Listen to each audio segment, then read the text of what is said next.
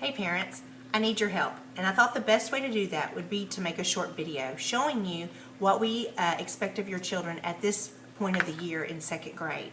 Each Wednesday we do a short passage, and then I check it, and the following Wednesday we go over the passage from the prior week.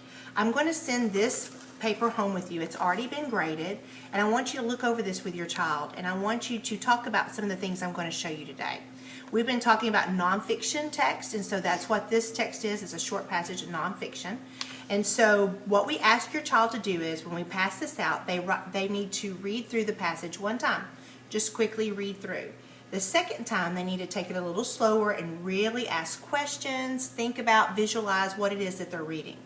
They actually will go back in the text, the short passage, more than that, because when they get to the questions, each question they have to go back into the text and prove their answer. So I'm going to talk to you about some of the words we use, some of the vocabularies we do this. I'm just going to walk you through it. After your child read it the first time, then they read it the second time at a little bit slower pace, and now what we're going to do is we're going to look at the first question. The first question says, this passage is, and there are 4 choices, and I asked my kids to go through and read each choice, and while they're reading that, they might put a question mark like maybe that's the right answer, or if it's definitely no way the right answer, then they mark through it. The first one says the passage is A, nonfiction. We've been studying nonfiction, and does this tell me just facts about people? And they need to be thinking that through, maybe not out loud, but thinking it through as they're taking the test. The next choice was a myth. Do I know what a myth is? Have I ever read anything myth? Have I heard mythology? They talk to themselves. So what they're doing is nonfiction. Maybe it is. So they're going to put a question mark. Myth, I'm not sure. I'm going to put a question mark. Is this an autobiography? Well, we know it's not an autobiography. We did autobiographies at the beginning of the year. So we know an autobiography is when you write a story about yourself. So we're pretty sure that this passage is not an autobiography. It also says, could it be a newspaper article? Well, I'm going to go back and look, and well, I don't see the name of the newspaper. I don't see a date. I don't see anything that would make it look like a newspaper article. So I don't think it's a newspaper article. So I'm going to go back, and now I think it's nonfiction. Well, they can't just decide A. They have to go and prove it. So what in the text, these are called context clues, what in the text told them that this was nonfiction? Well, let's see. It's talking about an inventor, and one of the inventors is Benjamin Franklin. It tells us he was born 300 years ago on January 17th. It could be one of many things. It's whatever they choose that help them know that the text was nonfiction. I'm just going, for example, say Benjamin Franklin was born 300 years ago. And then they need to put number 1 beside that. That tells me that that's where they prove their answer. And so they would go back and they would mark A, nonfiction. Talk to your child. Why did they mark nonfiction if they did? And if they didn't mark nonfiction, ask them, talk to them, have them talk it through why they chose something else. The second question says, blank studies animals. Well, who studies animals? There's 4 choices here. One's a zoologist. The other is a primatologist. Then it says both or neither. Well, in the passage, it talks about, and they have to go back and prove it. This one they did not have to infer. Infer means they didn't have to tell me what were the clues. It actually is here. And what they can do is go in. We've talked about types of print, bold. They're going to look for those 2 words, zoologist and, let's see, what was it again? Primatologist. Well, it says primatologist studies intelligent animals such as monkeys, chimpanzees, and apes. Those animals are known as primates, okay? Then the other one, it said, what is a zoologist? Well, we're going to look through here. I don't see it on this page.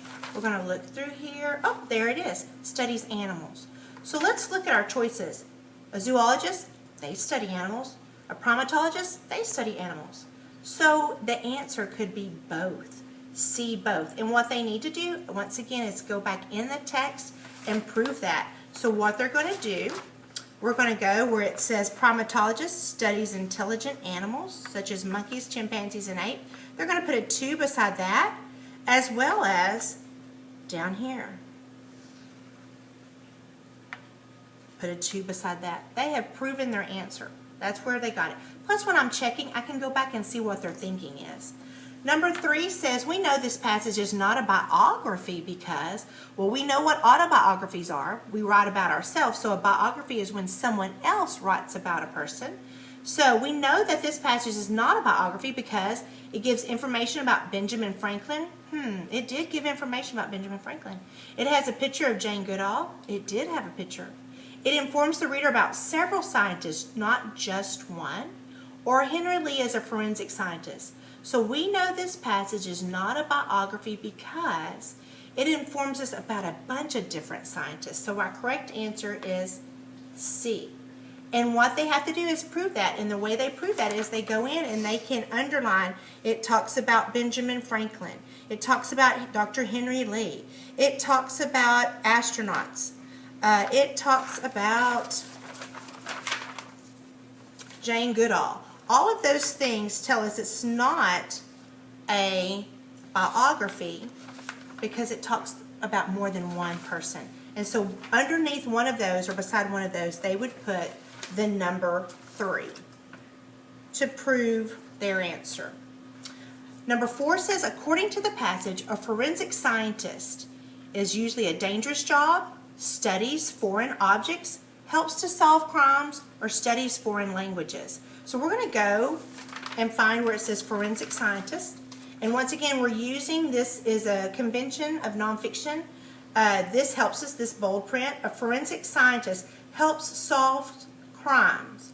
Dr. Henry Lee is a forensic scientist. He focuses on fingerprint matching.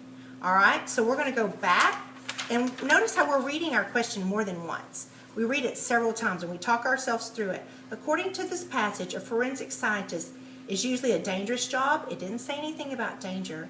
Studies foreign objects. It didn't say anything about that. Helps to solve crimes. Well, maybe I didn't read enough of that, but it went on and said, when people touch an object, they leave fingerprints. Forensic scientists carefully study fingerprints at a crime scene. So it helps solve crimes. So the correct answer is C. And they have to prove it. And it's actually right here in the text. It tells us. So we're going to put number 4 beside it. Okay, I know it's a little messy. I'm doing it with Sharpie so you can see.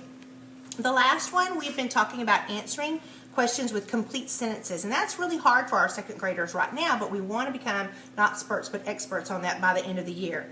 It says, how do you know this passage is not fiction? And we've talked about, we take the question and we rephrase it and put it in the form of an answer. I know this passage is not fiction because. Well, how do we know that? Well, what is the main purpose of our passage? Our passage is to inform us about different types of scientists. And if it's informational, we're learning that, a type of genre. If it's informational, then we know it is not fiction, but it is nonfiction. So I know this passage is not fiction because it informs us about different scientists. It is real, all right? So those are some of the things we talk about. And when we go through a text, all of that should be going on in your child's brain. I want you to please talk to them about it, look over it, and discuss if they got the answer wrong, why did they choose that? Hopefully they have reasoning behind it. I also want to give you a secret word. If your child will come in with their paper that has already been graded and you write the word bubblegum on top, they will get an additional 20 points. So hopefully if their grade was not so great, that additional 20 points will help them with their grade. Thanks so much for watching, and I appreciate all you do to help me out. Bye.